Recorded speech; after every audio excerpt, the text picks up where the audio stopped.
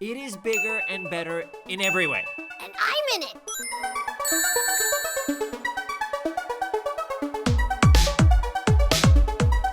Well, I think it's a lovely kind of reminder of innocence, and, you know, there was something sweet about this movie. The first time around, you know, there were people that looked at it and went like, I don't know, it's a kid's movie. Do you really want to do a kid's movie? And I went, well, yeah. And, you know, because kids appreciate movies like nobody else. But first of all, there was something sweet about it. At the heart of it, you know, I play the contrast to this incredible innocence. You know, I play the, you know, evil 3.0 quantum version of Robotnik in this. And there's no limits to my powers. I'm a demigod of evil.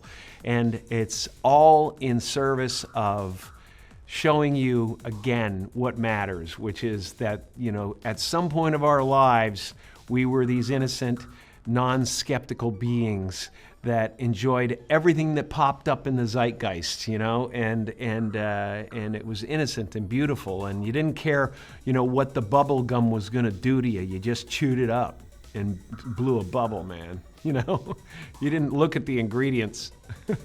Yeah, I hope it's fun for the audience to see this sort of transition that's going on from the first movie to the second film. And the first movie was like Tom and Sonic were buddies, and you know, they kind of, you know, ate chili dogs together and hung out. And now it's like, I think they're both feeling the word responsibility, right? Like Tom's feeling a certain responsibility, and Maddie feeling for sort of guiding him through his life and raising a kid, and they weren't ready for this really. And he's having to learn about responsibility, and with his great powers come that responsibility. So, Nice. but yeah, I mean, you know, it's like that parental thing of like, you can't be their best friend, but you gotta be, you know, you gotta teach them and guide them, but you can still, you know, you can still have a good relationship, I guess is what I was trying. Great sentence, Yeah, terrible great. landing. Great point, terrible way to end it. I didn't go to a screening of that film, but the people that sent me videos of their theaters exploding was just overwhelming. Who knew that I had no idea that would happen. I knew people liked Tails. I knew people loved Sonic, but that universally people were screaming in the theaters. It was amazing. It was so freaking fun.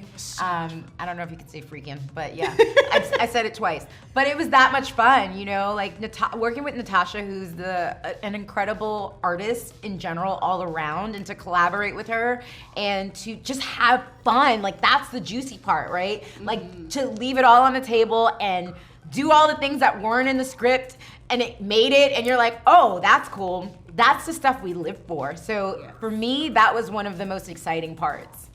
When I do comedy scenes, I always liken it to tennis. And sometimes it's playing tennis with drapes, and you hit the ball and it hits the drape and hits the floor, and you gotta chase it, and that's a hard joke to make fly. But then sometimes you're across from Venus, and you get to play, and it's just so much fun.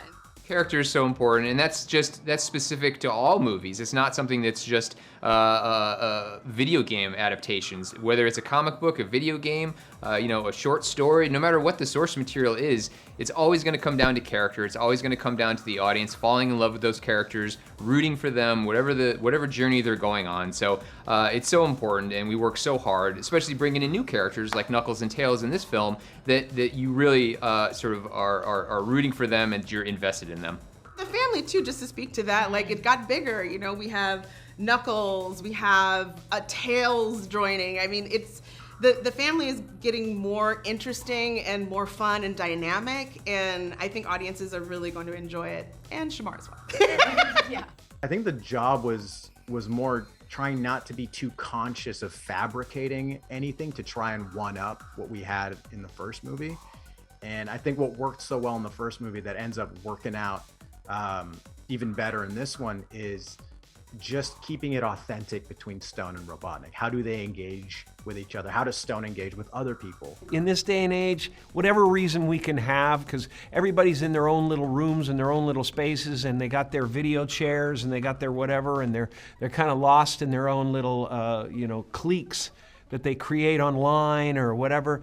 And this is an actual thing that physically pulls families together and allows them to sit together and enjoy something in common, you know, which makes me happy, you know, and if I can give a little bit of that back to the world, it'd be great. Was the Jean-Ralphio line improv, or was that in the script? Okay, so what happened was, the reason that happened was we did this scene, and so I'm reacting to what's on television. It's a movie, and we were trying to find clearances for different films, and I did a joke line for like 3 or 4 different movies, and then in the end we couldn't get them, and it was one of the last things we recorded. They're like, well, what if we didn't make fun of the movie itself, and what if you just did? And then Jeff and Toby said, what if you did like Jean-Ralphio's, one of his quotes? And I did it in the booth, and they filmed me doing it, and they animated it like Sonic doing Jean-Ralphio, which means Jean-Ralphio is canon in the Sonic universe, which means Sonic 3 could just be Sonic and Jean-Ralphio saving the world, which I think nobody is asking for. But there was one other Jean-Ralphio reference in it. There was a Don't Be Suspicious reference, and we cut it because we decided that more than one Jean-Ralphio reference is way too many Jean-Ralphio references. No, never can have too many. No. Oh my gosh, well, we got to do so much cool stuff with this film. I mean, when you watch it, it's not going to look like the studio said no to anything, which is why it's so great and such a big, fun movie that I'm so excited for people to see in a theater on a big screen. No, we really got to go big on this one, and of course, there's stuff that we saved, not because it was too big, but just for the story. Everything had to fit. It had to be right for the story we were telling. But there's 30 years of this character of Sonic, and there's so much great material. So yeah, it's exciting that there's so many characters, so many storylines to kind of pull from as we continue to kind of craft our movie storyline. There's more action, more adventure, and since I have an agent now, there are perks. I have 4 words for you. Contractual chili dog breaks. I put a little tremola on there, but no, I'm definitely in the wrong key. You're unskilled, untrained,